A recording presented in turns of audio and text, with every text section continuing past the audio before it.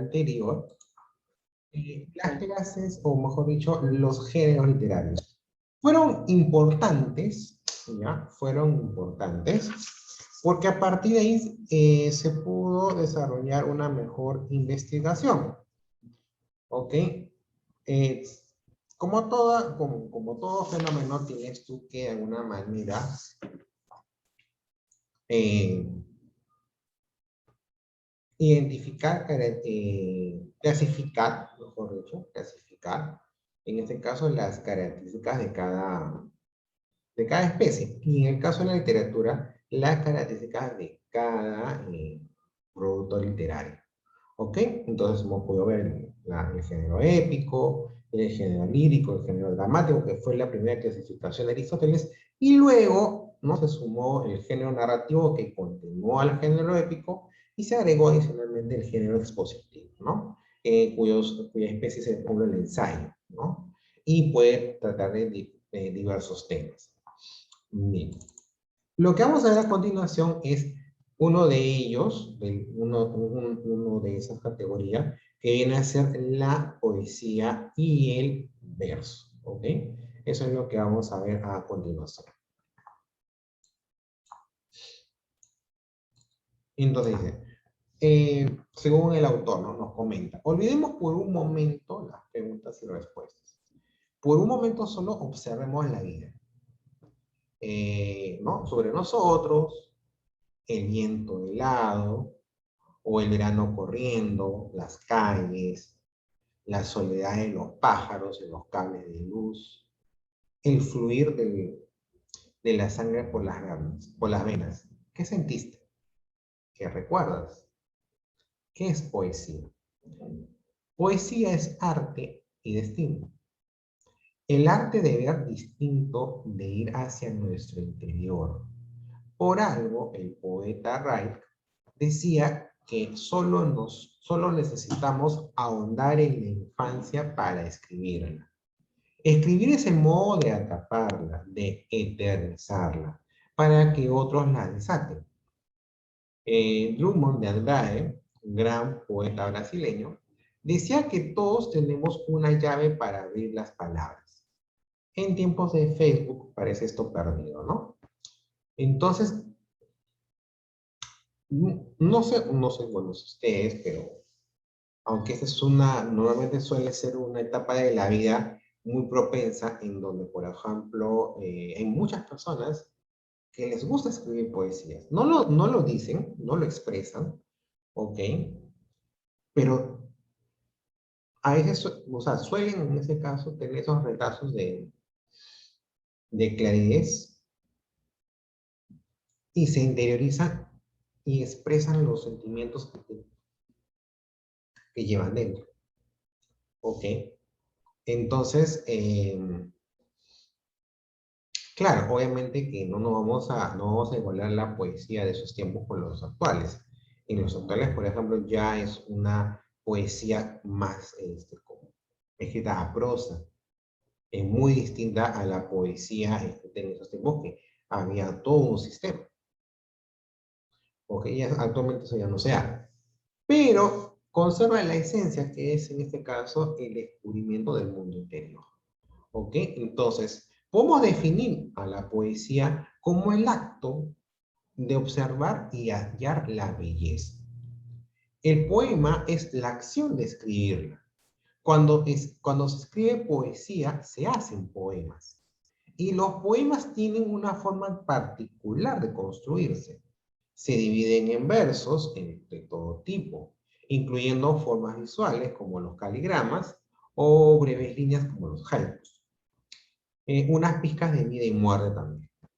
Actualmente hay muchas formas de transmitir la poesía a través de videos, dibujos o también en las canciones. Bueno, no sé a cuántos de repente les gusta escuchar baladas, ¿no? Por ejemplo, normalmente se basan en poesías que hablan del amor, ¿no? X, Y cosas. Pero tiene su base. Si tú te sacas tu cancionero y te pones a leer los textos de las canciones, son poesías. Son versos, conjunto de versos, ¿no? Con rimas en muchos casos.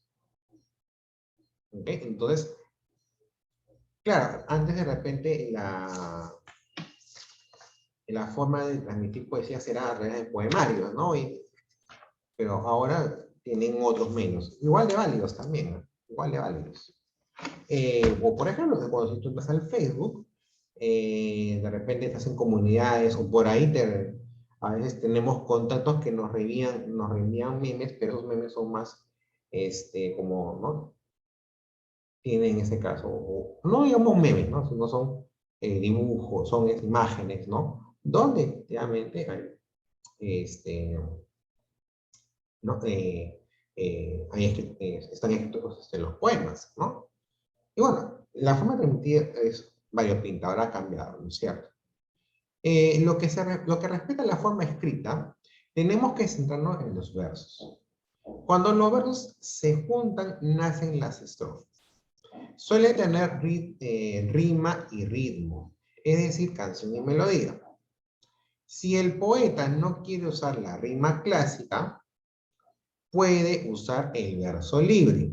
En nuestros tiempos, los poetas por lo general usan el verso libre. Pero vamos a ver un poquito de la rima clásica.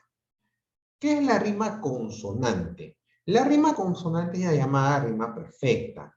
Es cuando las vocales y consonantes coinciden al final de cada verso, ¿no? Por ejemplo, ¿no? Si un verso puede terminar en ave, luego en grave, luego en nave, luego y suave, ¿no? Por ejemplo.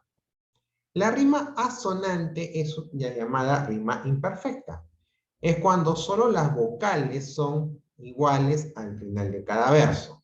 Eterno, etéreo, aguacero, cielo. O sea, si revisamos un poquito el final de cada palabra, en este caso, lo único que se repite es la vocal final. En el caso de la rima consonante, lo que se repite en este caso suele ser vocales y consonantes, o sea, más de una letra. ¿Ok? Más de una letra.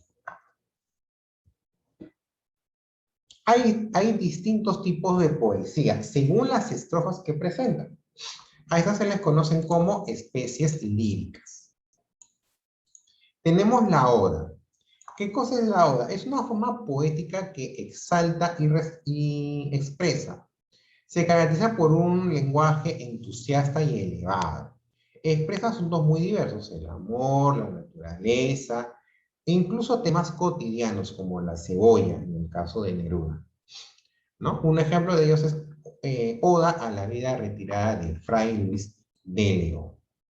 La elegía es la especie donde el poeta lamenta la pérdida funesta de algún ser o un hecho que cause una enorme congoja. Ejemplo, a don Francisco Giner de los Ríos. ¿Murió? Solo sabemos que se nos fue por una senda clara, diciéndonos, hacedme un duelo de labores y esperanzas. ¿Ok? Es un fragmento de Antonio Machado. En el caso del madrigal, es una composición poética, por lo general breve, de contenido amoroso y delicado. Se expresa muy bien para ser cantado.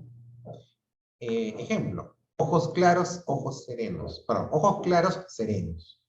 Si de un dulce mi mirar sois alabados, ¿por qué, si me miráis, miráis airados?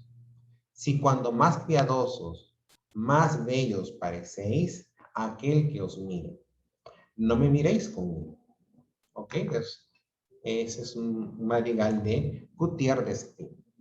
En el caso de la egogla, aquí es cuando el poeta expresa sentimientos de los pastores y de los campesinos, ¿no? Bueno, en el caso de la egogla, ¿no? Pues, por la composición, ¿no? Por la expresión de sus poemas, es un poema que de alguna manera ha tenido más, un ratito.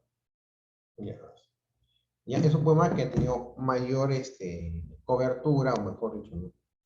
Ha tenido mayor preponderancia en la época medieval. ¿Ok? Por ejemplo, ¿no? Más que dura, más dura que el mármol a mis quejas, y al encendido fuego en que me quemo, más helada que nieve Galatea. Estoy muriendo, y aún la vida temo, témola con razón, pero tú me dejas, que no hay sin ti el vivir para que sea. Estos son égolas, por ejemplo, de Garcilaso de la Vega, ¿no? Y de alguna manera, si vemos los tipos de égolas perdón, los tipos de poesía que estamos viendo, muchas veces la diferencia es por el tema que ellos presentan. ¿Okay? La oda es, de alguna manera, son versos que resaltan, exaltan. ¿Ok? Entonces, si voy a exaltar, voy a alabar, en este caso, pues hay temas determinados, hay temas específicos, ¿no? El amor, ¿no? La naturaleza, por ejemplo, ¿no? Se presta para resaltar. En el caso de la elegía, no, cambia lo contrario. ¿Perdón? No, digo que un momento voy al baño y regreso rápido. Ok. Siempre tiene que poner la manita del Zoom para poder ¿cómo se llama? Pasar con ustedes. Si no, hay una interrupción ahí. La Ok, elegía porque sí. les decía en este caso que, que es un poema más que todo de lamentos, ¿no? Triste. ¿Ok? Entonces ahí pues se expresa la pérdida de algún ser, ¿no? Hay una enorme tristeza al respecto. El madrigal es distinto, ¿ok? Es un contenido, sí, más delicado, más amoroso, ¿ok? Ya, o sea, específicamente el madrigal es una composición amorosa. La oda también puede serlo. La oda exalta más, pero la oda abarca más temas. En el caso madrigal, no, es exclusivamente amoroso. De alguna manera, el madrigal aporta, ¿no? A las canciones que podemos conocer, ¿no? A las baladas. La égola tiene otro aspecto. Es exclusivamente habla de los sentimientos del campo, ¿no? De los pastores, buena, habla mucho sobre la vida del campo. Actualmente se puede escribir égolas, sí. Nos vamos a la sierra, nos podemos ir a Cajamarca, nos perdemos en los sembríos de Cajamarca y escribimos sobre la naturaleza, sobre el campo. Podemos escribir égolas, claro, por supuesto. O sea, son especies líricas que no pierden vigencia, porque los temas que abordan no pierden vigencia, siguen vigentes, mejor dicho. ¿Ok? Entonces, no es algo diferente, en ese caso, a lo que actualmente se puede interpretar. ¿Ok? A ver, vamos a ver aquí unas actividades interesantes. ¿Ok? Eso no me parece tan... Sí, aquí, por ejemplo. Vamos a analizar este poema de Javier Eraut. ¿Ya? ¿Quién fue Javier Eraut? ¿Ya? Javier Eraut, en este caso, era un poeta ¿ya? De los años unos 60, 70, ¿ok? Tenía una... O sea, era muy joven, murió joven en realidad.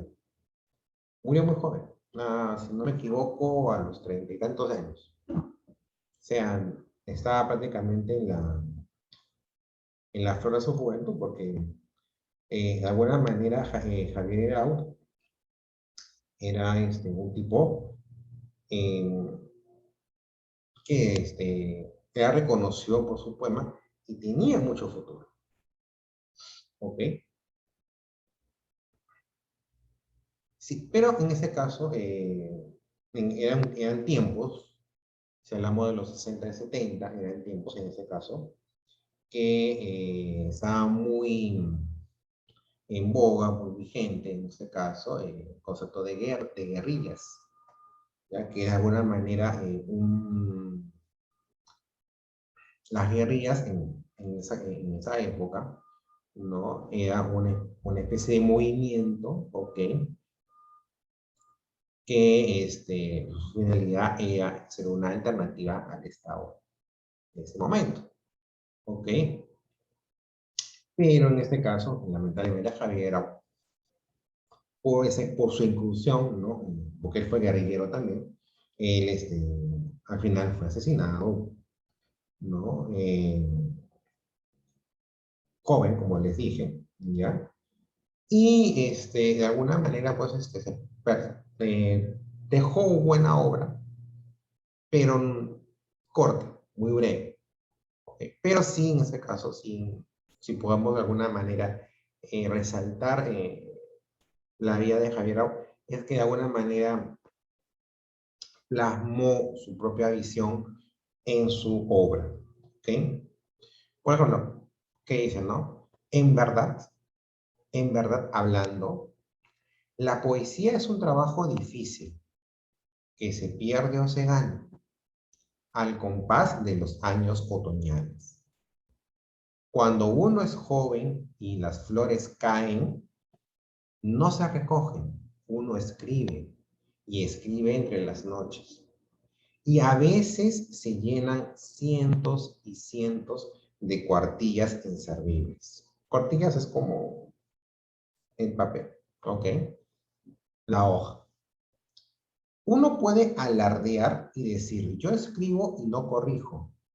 Los poemas salen de mi mano, como la primavera que derrumbaron los viejos cipreses de mi calle.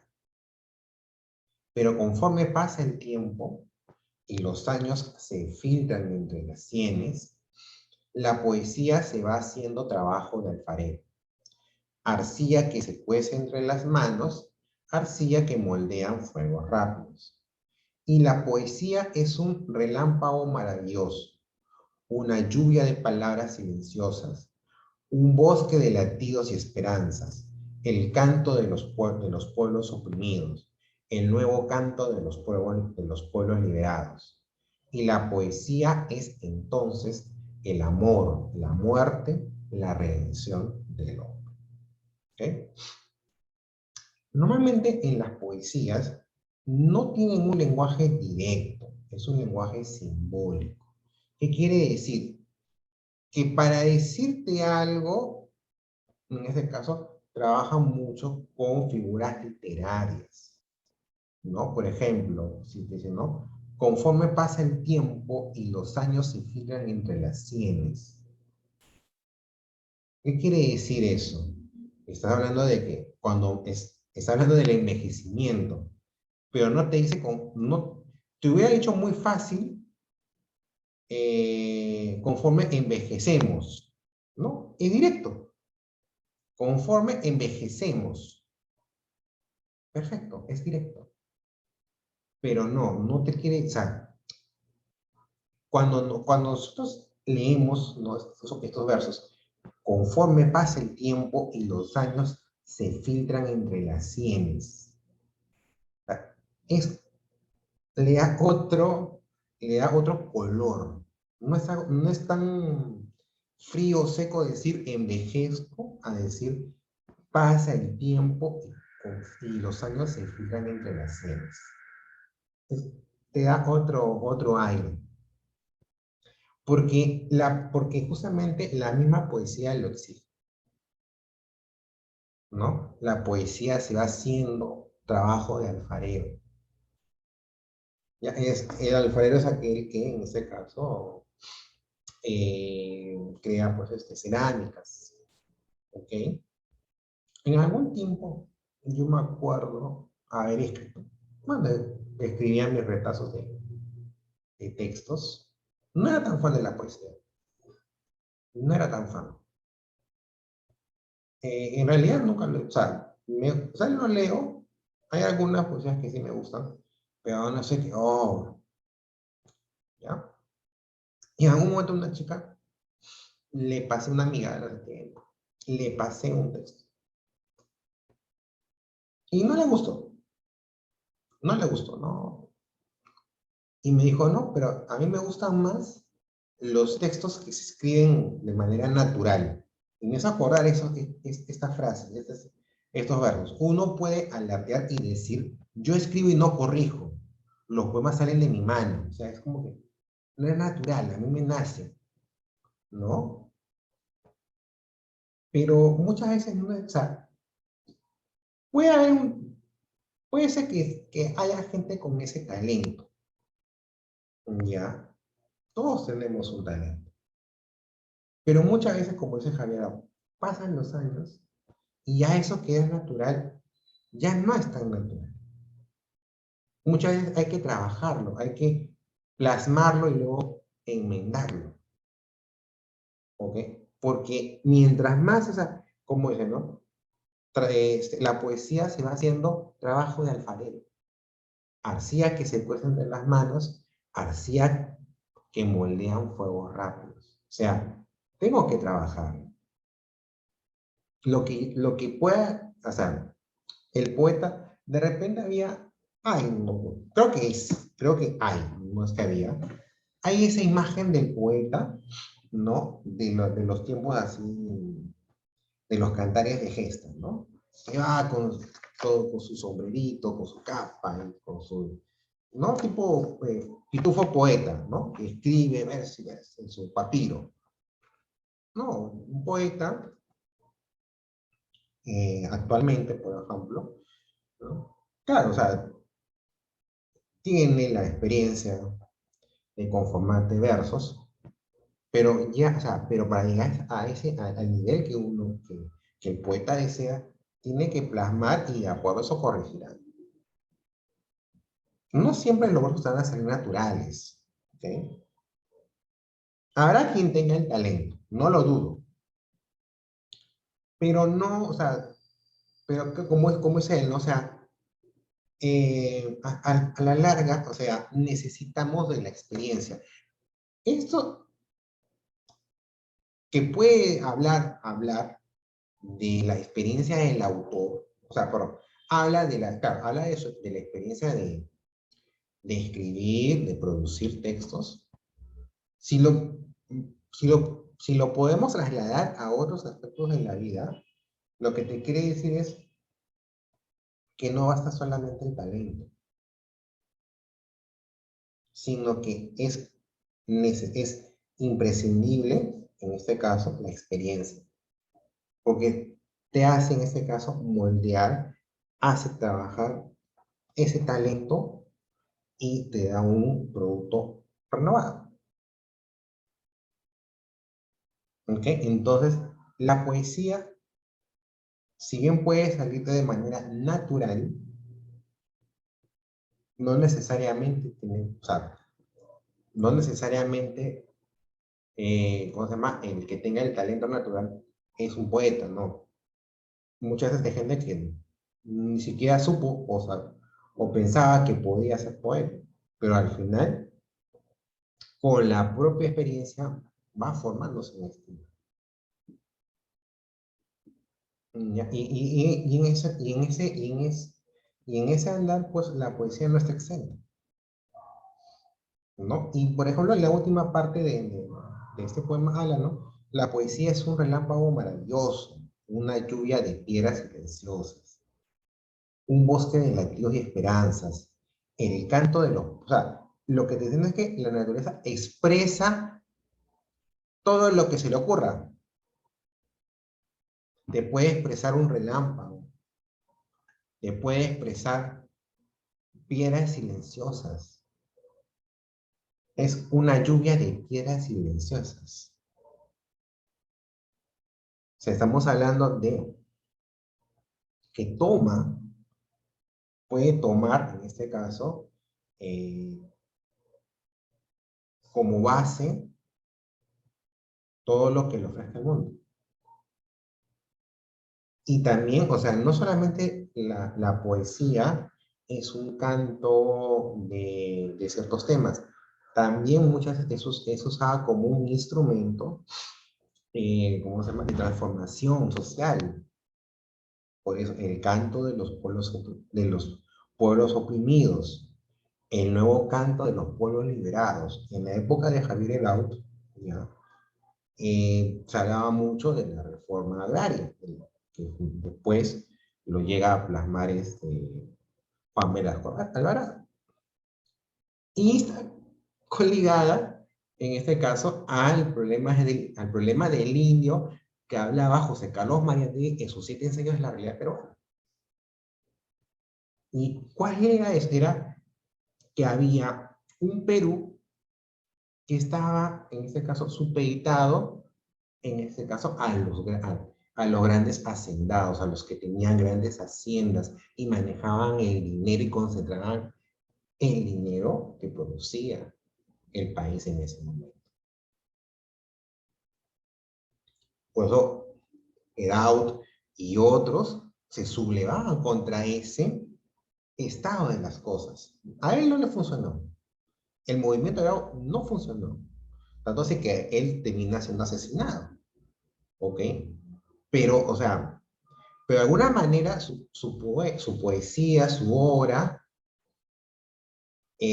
siempre va a quedar ese sentimiento o esa intención, en este caso, de poder cambiar las cosas de su época. ¿Ok?